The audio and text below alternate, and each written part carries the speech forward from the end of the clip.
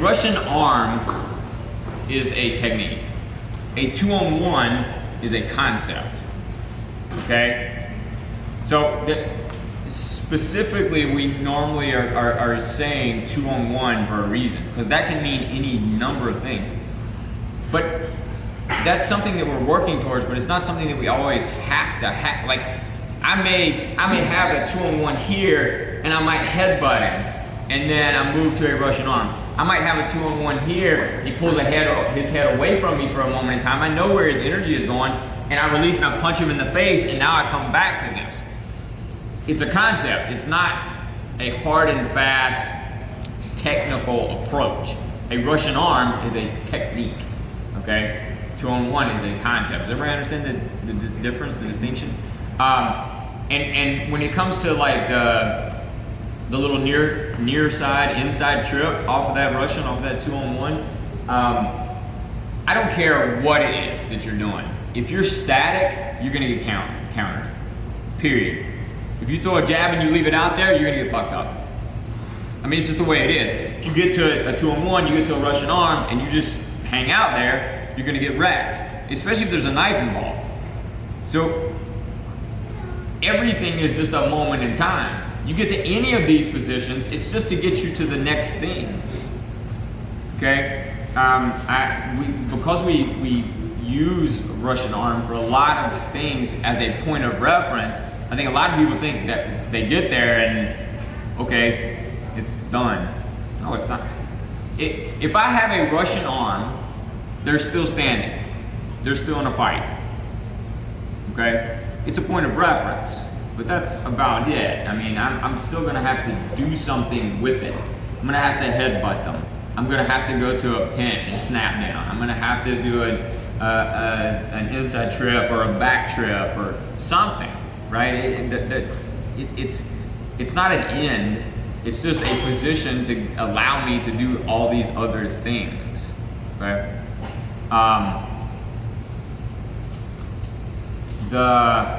I walked in as you guys were kind of finishing up with this part. The posting and stabbing, people are getting wrecked with that yesterday. And it's a horrible place to be and a terrible place to find yourself. And I think I caught what Aaron was saying. Look, yeah, you want to get the knife, but the reality is if that posting arm is keeping you from getting the knife, then you have to address that. I mean, you have to. And usually that means addressing the position, right? I can't stay in front of them. Now, could I try to check that far side hand and punch over the top with this hand and then move? Yeah, maybe. I don't know. A lot of times I think it's really easy to get caught up in, well, we're wrestling, so we're gonna wrestle. Or we're striking, so we're gonna strike. I've said this ad nauseum, but your wrestling should set up your striking and your striking should set up your wrestling. They should not be mutually exclusive. If they are, you're easy to counter. Easier to counter, okay? If you're just doing wrestling and you're not giving somebody something other than that to think about, then they just counter your wrestling. If you're just doing striking, then they just counter your striking. If I get to a Russian arm and bang, I headbutt you and then I throw a little short Cuban uppercut underneath that and then I hit a back trip, that's a lot harder for somebody to deal with and adjust to. If I just get to a Russian arm and hang out there, even if I've got good head position, I've got a good solid body on that arm and I've squared up, if I just hang out there, it's only a moment in time and they're going to counter. They can know nothing about fighting, but big, strong, aggressive people will fuck you up. Okay? Especially when we're dealing, like, to me, there's nothing scary on the planet in terms of what we do than dealing with somebody that's trying to stab me. Period. Nothing. Because it takes very little skill from that person. It takes a willingness to take a piece of steel and run it through skin and muscle and bone and tendon and get bloody. That's it. It takes intent. Doesn't fail, doesn't run out of ammo, doesn't have a line of fire. It can be a weapon of opportunity, screwdriver, pair of scissors, kitchen knife, you know, whatever. It's going to be something easily grabbed in the environment. A lot of times it can be unseen. So to me, this is super scary. And so that's why I probably spend an inordinate amount of time hand fighting and head fighting. Aaron talked about it. I don't care what you're doing here. If you're not controlling the head space, they're going to run around you. They're going to get, if they get their head in, you can have that 2-on-1. But if they got their head in, they're going to dictate where you're going. So I know when people see me demo this, usually I'm demoing with Amber and they look at me like I'm a jackass, but I 100% believe that if I can get good head position and good head pressure, you're going to go where I want you to go. And worst case, you're at least going to be super focused on what I'm doing here as opposed to what I'm doing down here. You have to.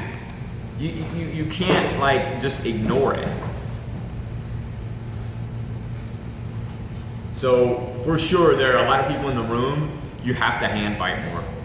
And you have to prioritize good head position, good head movement, good footwork. Because hand fighting is only as good as my footwork is. If I hand fight, but I stay right in front of them, what good is that? So all of that stuff has to be combined. The hand fighting, the footwork allows me to get my head to a better position, which allows me to get a better angle and better pressure, and now the little things that we're talking about can work. Just pulling somebody down doesn't work. It just doesn't. There are people in the room that are a lot stronger than some of the folks they're working with, and they're trying to just pull them to the ground and it's not working.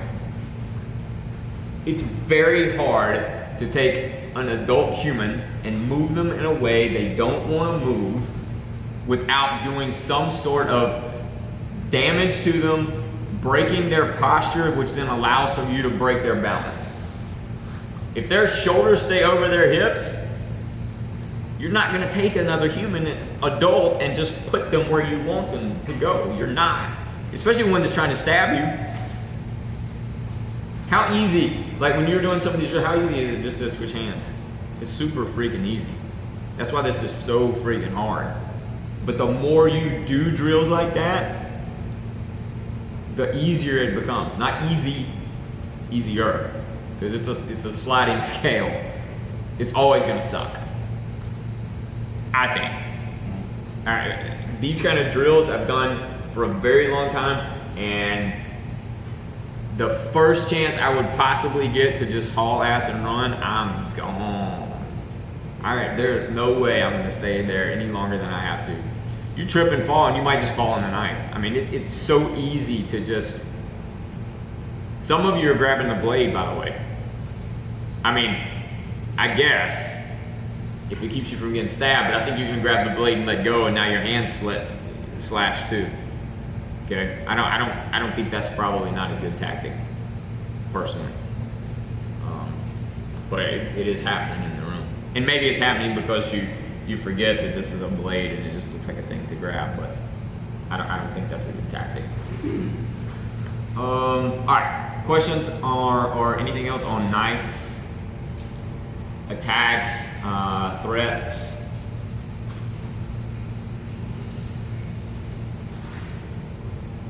There's a lot of super secret ninja squirrel knife shit out there. It's mostly crap. I've done a lot of it. Yeah, me too. It's mostly garbage. It's crap, yeah. If your knife defense work is not hard, it's probably not good.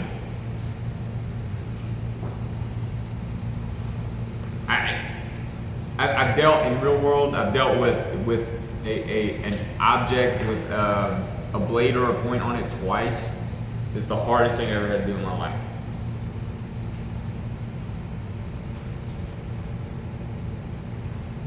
Because it takes one little error and it can be over. Look, when we talk about like buddy checking people for knives and guns and stuff like that, some of you have heard this story, seen these photos.